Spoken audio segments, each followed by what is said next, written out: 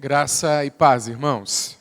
Que bom que você está aqui nessa manhã. Estou surpreendido positivamente, porque o clima é um clima um tanto quanto diferente daquele clima que é o habitual nas nossas cidades. Eu falo nossas cidades porque nós temos irmãos de 3 cidades diferentes nessa manhã aqui entre nós. E que bom que você está aqui, não é? Assim como nós pontuamos às vezes exemplos que não devem ser seguidos, nós precisamos pontuar os exemplos que são seguidos, né? E entre esses exemplos a gente tem, por exemplo, do Valmir, que estava aqui tocando bateria, com seu uniforme de veterinário verde, né? E ele estava entrando ali, e eu, né, olhei assim para a roupa dele e falei, pastor, vim direto. Que bom que tem gente que faz entregas para servir o Senhor e para abençoar a vida da igreja, não é verdade? Abra a tua Bíblia no Evangelho segundo Mateus, capítulo 18, por favor. Mateus, capítulo 18.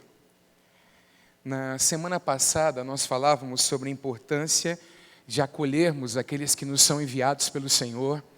Nós falamos sobre o desejo que Deus tem de nos recolher debaixo das suas asas, assim como a galinha faz com os seus pintinhos. E hoje nós vamos ver Jesus ensinando os discípulos, diante de uma pergunta que os discípulos fizeram a ele, a respeito de grandeza no reino dos céus, a respeito de entrada no reino dos céus e a respeito também da importância de cuidarmos dos pequeninos. Mateus 18 fala conosco a respeito disso. Vamos lá então, 18 do versículo 1 em diante. Naquela mesma hora chegaram os discípulos aos pés de Jesus dizendo, quem é o maior no reino dos céus? E Jesus, chamando uma criança, a pôs no meio deles e disse, em verdade vos digo que se não vos converterdes e não vos fizerdes como crianças, de modo algum entrareis no reino dos céus. Portanto, aquele que se tornar humilde como esta criança, esse é o maior no reino dos céus. E qualquer que receber em meu nome uma criança tal como esta, a mim me recebe. Mas qualquer que escandalizar um destes pequeninos que crê em mim, melhor lhe fora que se lhe pendurasse ao pescoço uma mó de azenha e se submergisse na profundeza do mar. Ai do mundo por causa dos escândalos, porque é mister que venham escândalos, mas ai daquele homem por quem o escândalo vem. Portanto, se a tua mão ou o teu pé te escandalizar, corta-o e atira-o para longe de ti. Melhor te entrar na vida coxo ou aleijado, do que tendo 2 mãos ou 2 pés, seres lançados no fogo eterno. E se teu olho te escandalizar, arranca-o e atira-o para longe de ti. Melhor te é entrar na vida com um só olho, do que tendo 2 olhos, seres lançados no fogo do inferno. Vede, não desprezeis algum destes pequeninos, porque eu vos digo que os seus anjos nos céus sempre veem a face de meu Pai que está nos céus. Vamos orar? Pai, gratos somos por essa manhã. Obrigado por esse chuvisqueiro, Senhor, que umedece o ar, Deus. Nós te agradecemos por esse clima e queremos orar para que nessa manhã, neste tempo aqui, o Teu Espírito Santo possa tocar o coração dos Teus filhos, transformar os Teus filhos e inverter de fato, de uma vez por todas, na nossa mentalidade, a ordem presente deste mundo. Oramos pedindo a Tua graça sobre nós hoje aqui. Repreendemos na autoridade do nome de Jesus Cristo toda força maligna que se levanta contra a pregação da Tua palavra. Que padrões que foram estabelecidos pela cultura e não pelo Senhor sejam demolidos na nossa mente. Essa é a minha oração diante da Tua presença, em nome de Jesus. Amém e amém. Os discípulos se aproximam de Jesus com uma pergunta. Eles querem saber quem é o maior no reino dos céus. E é comum todos os homens terem sede de grandeza, não é verdade? Trabalharem para fazerem o seu nome grande, para fazerem com que o seu nome se destaque. Eu fico pensando, esses discípulos que indagaram Jesus Cristo naquele momento, se eles entrariam na onda do coach, que infelizmente tem adentrado, não é verdade, dentro de algumas igrejas. Hoje se fala de coach dentro de igrejas. E como minha esposa ouviu numa conferência esse final de semana, a gente vai perceber, à medida que o tempo passar, que isso na verdade é um tiro no pé. Agora, olhando para esse texto, a gente percebe que eles queriam respostas. E a gente percebe algumas coisas presentes ou algumas verdades acerca dos discípulos. Em primeiro lugar, a verdade de que eles ainda não compreendiam em plenitude como funciona o reino dos céus. Eles trazem uma pergunta sobre grandeza e não havia ainda compreensão de que o reino dos céus é o reino de ponta cabeça. Diga para quem está do seu lado, o reino dos céus é um reino de ponta cabeça. Por que, irmãos? Se no reino natural as pessoas procuram grandeza e falam de força com tanta ênfase, não é verdade? No reino dos céus se utiliza e se fala uma linguagem diferente. E é interessante que esses discípulos mostrassem tanta imaturidade, porque eles estavam vendo Jesus servindo o tempo todo. Eles estavam ouvindo Jesus dizer que aquele que é grande no reino dos céus é aquele que serve. E, no entanto, essa pergunta brota. E nós precisamos tomar muito cuidado, queridos, para que não haja em nós essa atitude de buscarmos, nos destacarmos das demais pessoas e fazermos qualquer coisa por causa disso. Porque isso nos levará para um caminho ruim, não por um caminho de serviço e não por um caminho de humildade, que é o caminho que será ensinado aqui nesse texto. Abra, por favor, a sua Bíblia na terceira epístola de João, no versículo de número 9. Terceira epístola de João, versículo de número 9.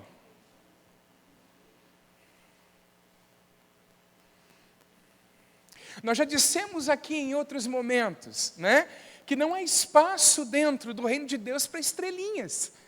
Não é? Porque o sol da justiça está brilhando. E quando o sol da justiça está brilhando, as outras estrelas são ofuscadas pelo seu brilho. Amém, queridos? Pelo menos deveria ser essa a nossa mentalidade no dia a dia, no exercício dos ministérios que o Senhor tem nos dado. Olha só, 3 João, versículo 9. João vai falar a respeito de um homem. O nome dele é interessante, não sei se tem alguma irmã grávida aqui, né? E se for do sexo masculino, vamos lá, não põe esse nome não. Escrevi à igreja, mas Diótrefes, que gosta muito de ser o mais importante entre eles, não nos recebe. Que atitude é essa?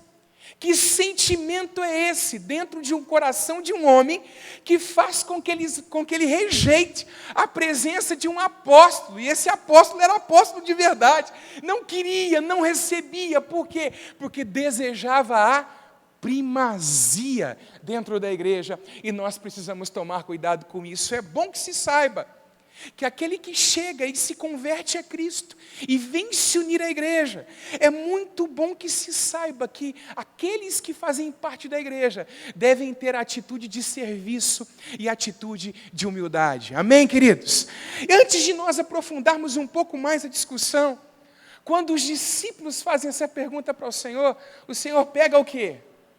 Um príncipe da época, alguém que tinha muito destaque na sociedade e traz para o meio dos discípulos. É isso que acontece?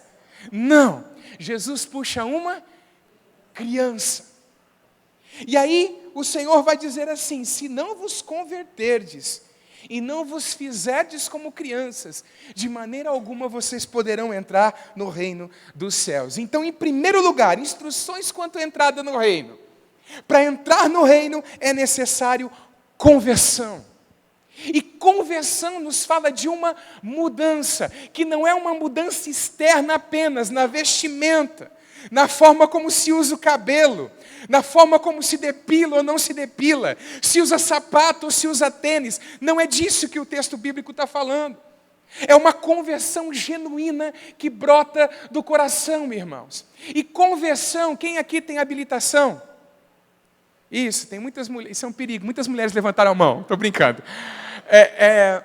Muita gente aqui levantou a mão. O que é conversão? Conversão é virar para andar na direção oposta. Isso é conversão. Logo, olhando para esse texto, nós entendemos que o homem que recebe o evangelho, ou seja, o homem evangélico, ele é um homem convertido.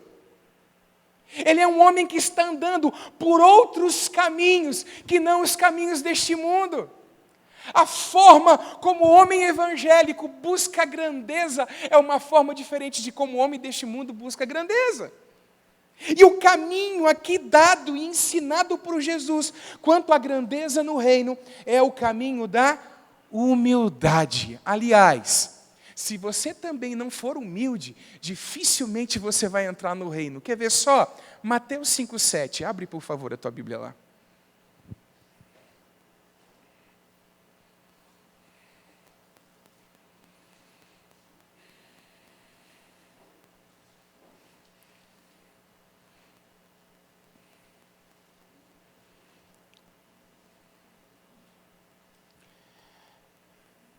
E a gente, às vezes, lê a vida inteira o versículo e não entende o que o versículo quer dizer. Bem-aventurados os pobres de espírito, porque deles é o reino dos céus. A Nova Versão Internacional traduz assim: bem-aventurados os humildes de espírito, porque deles é o reino dos céus. É só o humilde que consegue entrar de posse do reino dos céus. Então é necessário, irmãos, calçar as sandálias da humildade. É necessário andar com o coração humilde. É necessário entender o que significa humildade, a definição. Você conhece, porque já foi dada de senhor desse púlpito várias vezes. A palavra humildade vem de humus, que é de pó. Ou seja, a humildade é a virtude que nos faz compreender nossas limitações, quem de fato nós somos, mas também me dá esperança, porque se humildade vem da palavra humus, o humus é aquilo que deixa o solo fecundo, produtivo. Isso também me ensina que a humildade faz com que coisas lindas, com que coisas belas possam brotar na minha vida, quando eu a conservo dentro do meu coração. Agora, por favor, não entenda humildade como o sentido pejorativo que esse mundo entende. Porque esse mundo vai dizer que humildade é o quê? É complexo de inferioridade. Que humildade é pobreza. Que humildade é timidez ou vergonha. Ou às vezes, até a mesma covardia pode ser colocado pelo mundo como sinônimo de humildade. E humildade não é castração.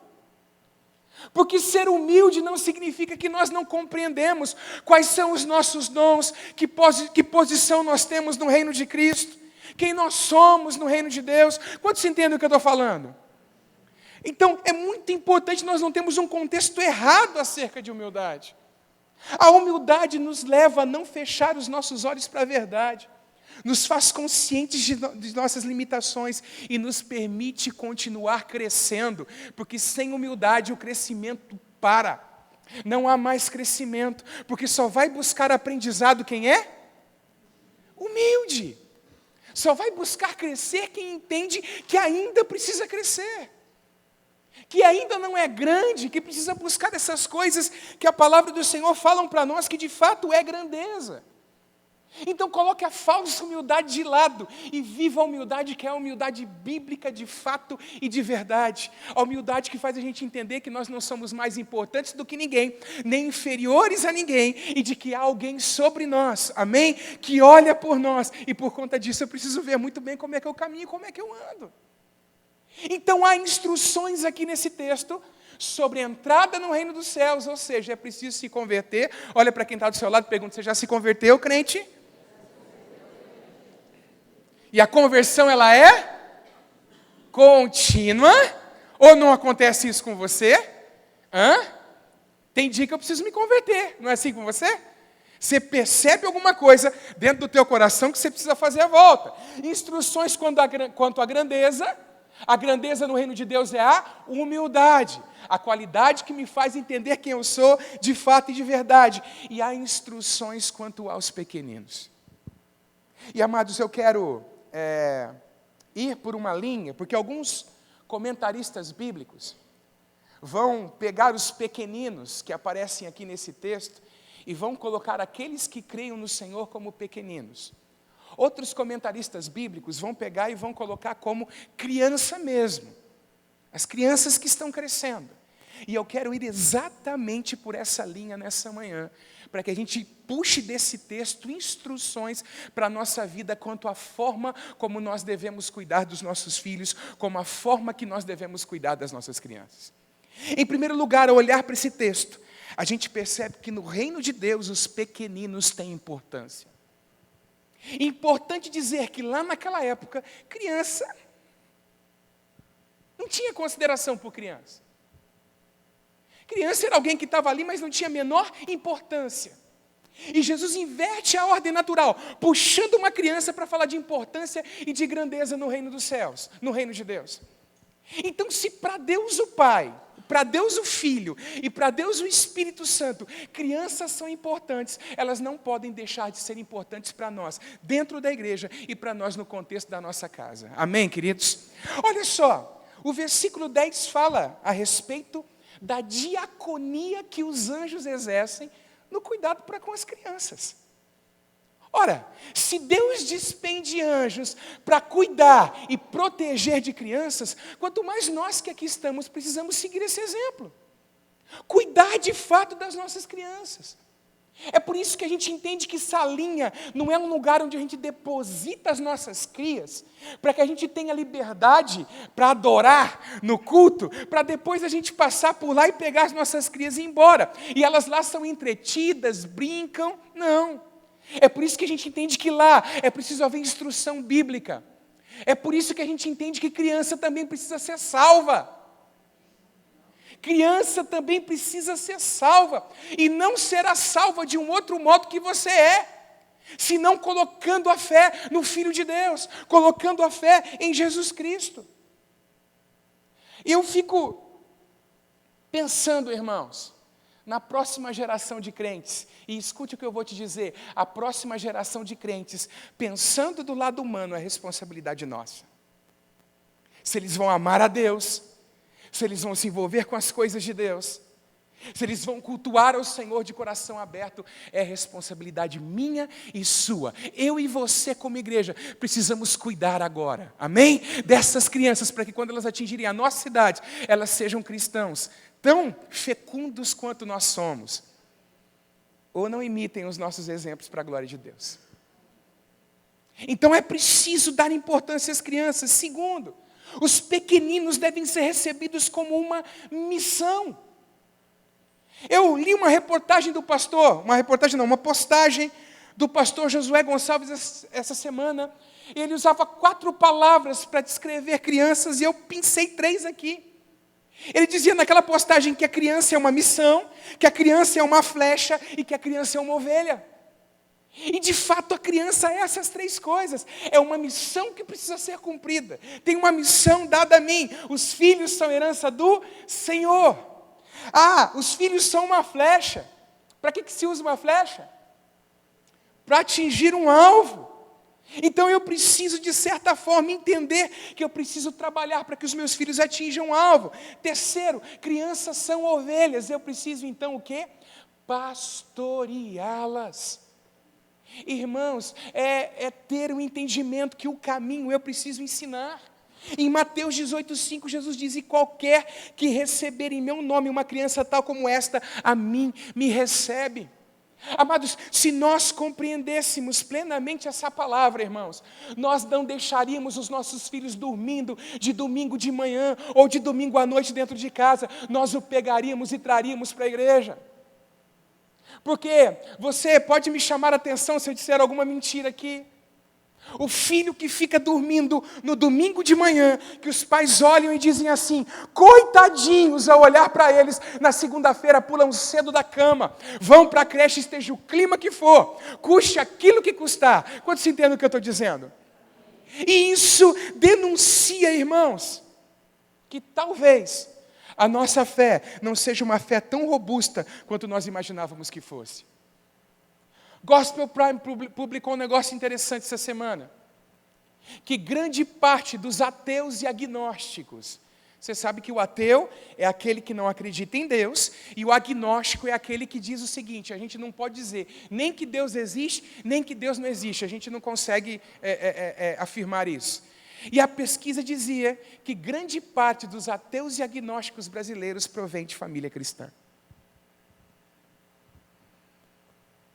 Aí é óbvio que a gente pode dizer que o cristão talvez pudesse ser colocado entre aspas, né? Que alguns não eram cristãos verdadeiros, alguns não viviam a fé diante dos filhos, etc. e tal. Sim, mas não houve uma falha? Eu já ouvi de uma avó. Não, a gente vai criando aí, quando crescer, escolhe. Sem apontar o caminho, sem mostrar de fato que não há salvação em nenhum outro, senão em Jesus Cristo. A Isabela vai projetar alguns dados interessantes aqui, que nós precisamos olhar para esses dados, irmãos, e perceber a forma como nós vivemos. Diz assim, diante da pergunta, com qual idade você conheceu a Jesus Cristo como seu Salvador pessoal, a pesquisa revela que em cada grupo de 100 crentes, a resposta era a seguinte: 4% receberam a Cristo depois dos 30 anos. 10% receberam a Cristo entre 15 e 30 anos. 35% receberam a Cristo entre 10 e 15 anos. 50% receberam a Cristo entre 4 e 10 anos de idade. 1% receberam a Cristo entre 0 e 4 anos de idade. Por que é importante a gente olhar para uma estatística como essa e trazer essa informação para a nossa vida? Porque é enquanto eles crescem que nós devemos ensinar. Não pensar que quando então eles se tornarem maiores, a gente começa a ensinar. É aproveitar as oportunidades que nós temos para inculcar, usando a linguagem bíblica, a verdade da palavra no coração deles. Pode dar um toque, por favor, Isabela? Mais um toque aí. Vamos lá. Então, observe bem que dentro da janela de 0 a 14, temos 86% de decisões por Cristo. Irmãos, escute o que eu vou te falar. Geralmente, os problemas que nós temos com adolescentes e problemas sérios no dia a dia da igreja acontecem porque a oportunidade entre 0 e 14 anos de idade não foi aproveitada. Então eu preciso olhar para os pequeninos como um campo missionário. É por isso que geralmente quando apresentamos crianças aqui, nós dizemos aos pais o quê? Vá até o teu filho e faça do teu filho um discípulo, porque isso não é trabalho, irmãos. O Pedro e o Bernardo, os meus filhos, não é responsabilidade das tias da salinha, são minha responsabilidade. Aqui elas auxiliam ensinando a verdade do Evangelho, mas no dia a dia eles precisam estar olhando para a minha vida e para a vida da mãe deles, vendo o Evangelho, ouvindo a gente falar a respeito de Jesus. E essa semana eu comecei trabalhando algumas coisas com relação ao Bernardo, que eu fazia com o Pedro. Então essa semana eu já várias vezes pronunciei para o Bernardo, a Bíblia é a palavra de Deus. Jesus é o Salvador. Fora as historinhas que já são contadas, momentos de oração que nós já vivemos dentro da nossa casa.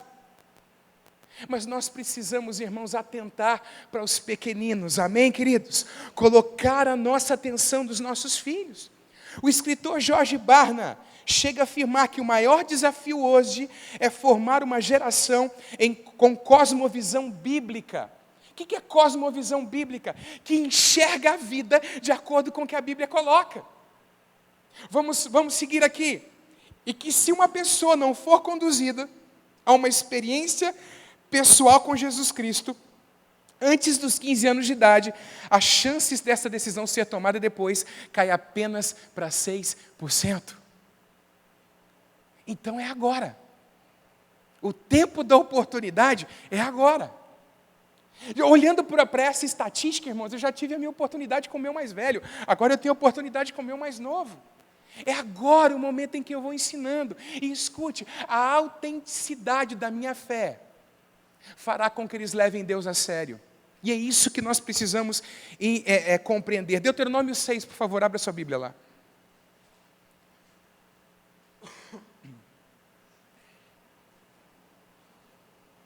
Deuteronômio 6.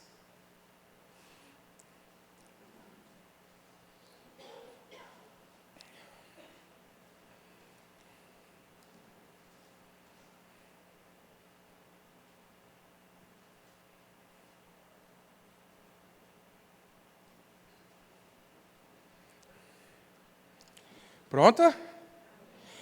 Moisés vai dar instruções ao povo que está para entrar na terra prometida. Por quê? Porque o desejo de Deus é que fosse formada uma descendência piedosa, que amasse o Senhor, que os filhos daqueles que estavam adentrando a terra prometida servissem a Deus. Então ele vai dizer o seguinte: estas palavras que hoje te ordeno estarão no teu coração.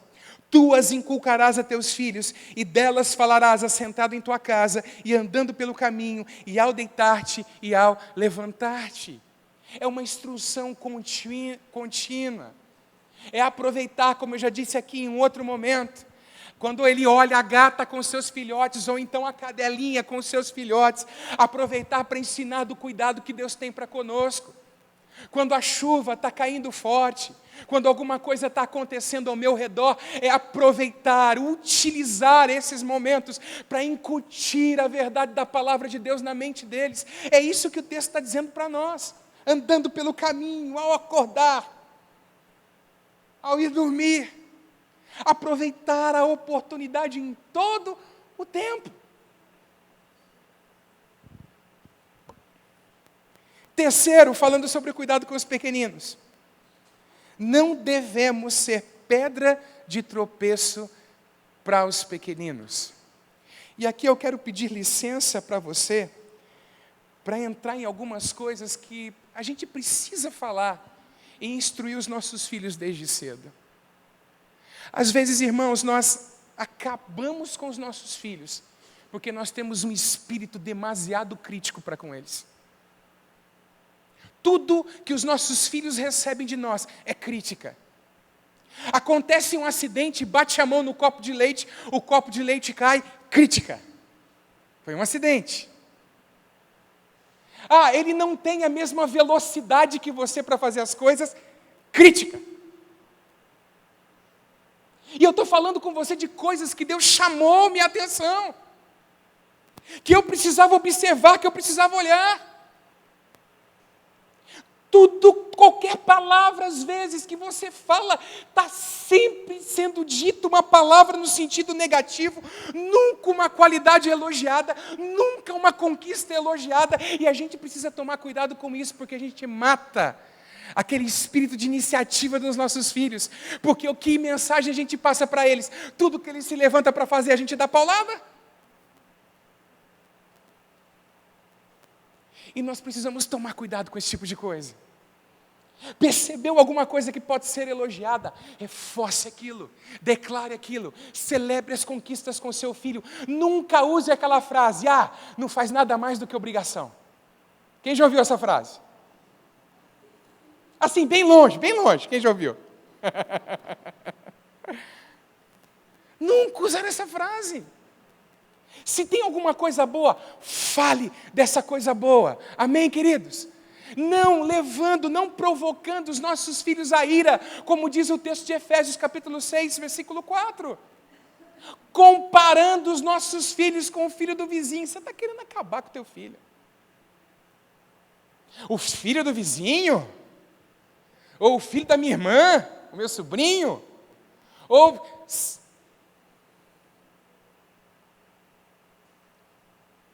Sem contar que tem pai que faz terrorismo com a figura do pastor, já viu? Eu falava ali na entrada nessa manhã. Já viu? Olha, se você não obedecer, eu vou falar com o pastor. O pastor, o bicho-papão, vai pegar você.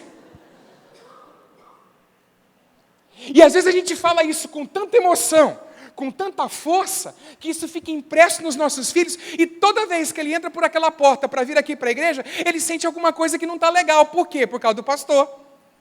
Como foi dito ali na porta hoje de manhã, ele está brincando, está tudo bem, ele vê o pastor, ele paralisa. E nós precisamos tomar cuidado com esse tipo de coisa. Amém, queridos?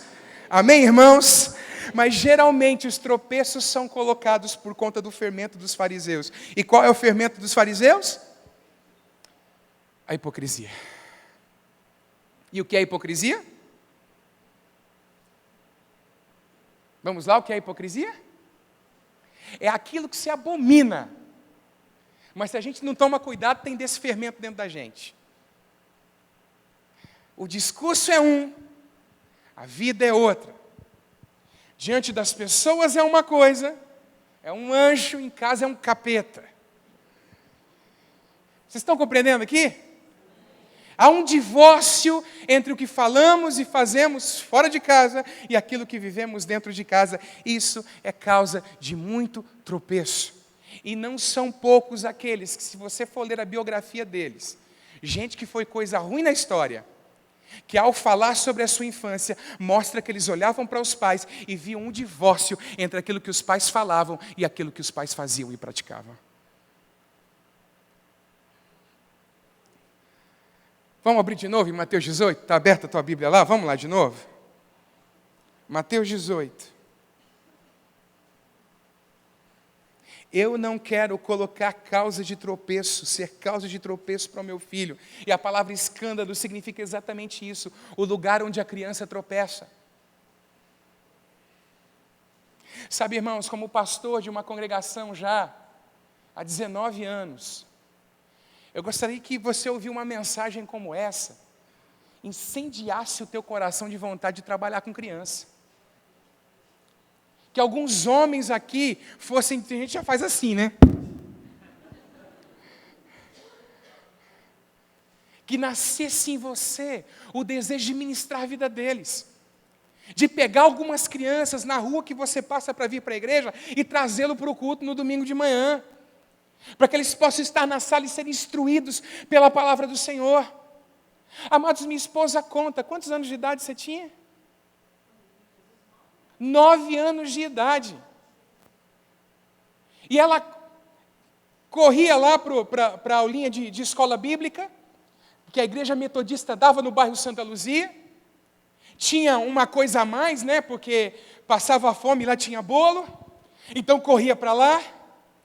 E aí o evangelho ela pregado, ela conta que com 9 anos de idade ela orou e ela sentiu uma coisa diferente naquele dia, com 9 anos de idade. Depois cresceu, passou uma adolescência fora da presença do Senhor, mas depois, quando ouviu a mensagem do evangelho, retornou, voltou. Porque a semente da palavra havia sido semeada. Amém? A semente da palavra havia caído dentro do coração. Então vamos arregaçar as nossas mangas e tomarmos essa missão para nós. Amém, queridos? Vamos lá, versículo de número 7 e 8. Ai do mundo por causa dos escândalos, porque é mister que venham escândalos, mas ai daquele homem por quem o escândalo vem. Portanto, se a tua mão ou teu pé te escandalizar, corta-o e atira-o para longe de ti. Melhor te entrar na vida coxo ou aleijado, do que tendo 2 mãos ou 2 pés, seres lançado no fogo eterno. Eu não posso ser motivo de tropeço para os pequeninos. E eu não posso também me dar ao luxo de ter na minha vida algumas coisas, irmãos, que vão fazer com que eu tropece, que vão fazer com que eu vá para o inferno depois, mais tarde. Eu não sei quanto a você, mas eu posso dizer que os filhos que Deus me deu me fizeram um homem melhor. E eu acho que se você é convertido, você vai poder dizer a mesma coisa. Você quer ver só em que situações eles nos fazem melhores? Quem aqui já viu o filho tendo uma atitude que você ficou bravo com ele depois quando você pensou bem exatamente a mesma forma que você reage diante da situação? Levanta a mão. Vai, pecador, confessa aí. Todos nós vivemos momentos assim. E aí, de repente, a gente se tocou que continuar vivendo daquela forma vai fazer com que ele imite o exemplo mais tarde. Eu me lembro de uma ilustração, irmãos, que ajuda a gente a fazer o nosso coração permanecer em santidade. Quando contou-se a respeito de um homem que pulou de um determinado andar de um prédio cometendo suicídio, mas não pulou sozinho, pulou com o filho junto. E na queda morre ele e o filho, naquele ato de suicídio. E a gente precisa entender uma coisa, que a gente nunca cai sozinho. Quando a gente cai, os filhos caem junto. E quando a gente compreende isso, a nossa responsabilidade diante de Deus e da vida se torna uma responsabilidade diferente. Porque não adianta dizer para o nosso filho, anda por ali, anda por ali. Eu já fiz isso aqui na igreja, eu vou fazer de novo. Não, Fabrício... vai ser mesmo, Fabrício, vem cá. Eu não queria pegar na mão do homem, mas vai ter jeito. Que preferiria uma criança. Não adianta nada eu ensinar o meu filho assim, ó. Vem aqui, filho. Anda lá, ó. Não. Anda lá. Você pode falar 500 vezes, anda lá. A gente ensina filho assim, ó. Vem cá, filho, anda aqui, ó. Aqui. Aqui, ó. Esse é o caminho. É assim que a gente ensina filho. Amém? É andando no caminho. Obrigado, Fabrício. Vamos aplaudir Jesus pela vida do Fabrício.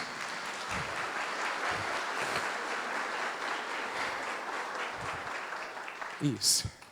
Quando a gente ensina assim, é mais fácil dos nossos filhos acertarem o caminho. Não adianta nada dizer, olha, não pode mentir. E a primeira oportunidade a gente mente diante deles. A gente precisa ensinar andando pelo caminho. Estas palavras que hoje te ordeno estarão no teu coração. Tu as inculcarás a teus filhos e delas falarás assentado em tua casa, andando pelo caminho ao deitar-te e ao levantar-te, inculcando, aproveitando a oportunidade que Deus te dá. Amém, queridos? Amém? Fica de pé em nome de Jesus.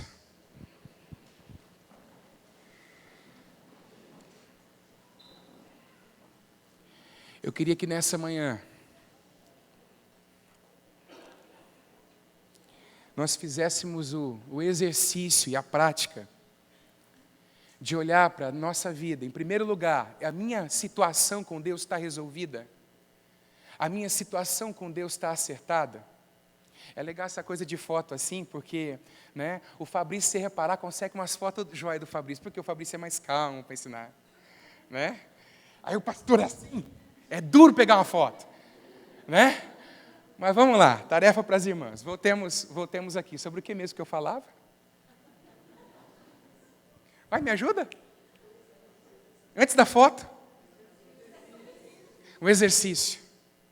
Olharmos para nós mesmos primeiro. Porque tem gente querendo resolver o problema aqui, ó, na horizontal, com cônjuge, com filho, sem resolver o problema aqui, ó, na vertical. Sem resolver primeiro o problema com Deus, vai ficar difícil colocar as outras coisas no lugar. Isso acontece muito dentro de igreja. A gente quer resolver os problemas aqui e não resolve o problema aqui primeiro. O primeiro problema que você tem que resolver é se converter ao Senhor de fato e de verdade, se você não é um convertido. E a hora que isso acontecer, você vai ter graça e poder para instruir teu filho no caminho correto, a andar por ele. Então o exercício que eu gostaria de fazer é que você pensasse no seu filho. E filhos são diferentes, não é, irmãos? O que tinha o Pedro de calmo tem o Bernardinho de agitadinho. Mas a gente ama essa agitação. A gente gosta disso. São diferentes. Deus colocou dons, capacidades, temperamento diferente. O Bernardinho é sistemático. Eu fico pensando assim, ele vai arrumar os brinquedinhos dele no negócio, tudo organizadinho assim, tadinho do Bernardinho, gente. Nós vamos ter que trabalhar isso à medida que cresce. Vocês entendem? Olhar para os nossos filhos e ver, eu estou instruindo os meus filhos? Eu estou tendo momentos junto com eles em que eu ensino a palavra para eles? Ou será que de repente eu estou buscando grandeza no mundo como os discípulos e estou perdendo os pequeninos que Deus me deu?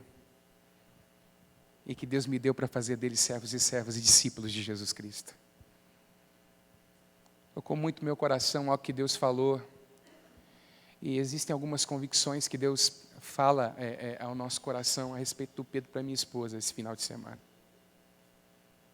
E não é com relação a comportamento que estávamos tendo dentro de casa, nada disso.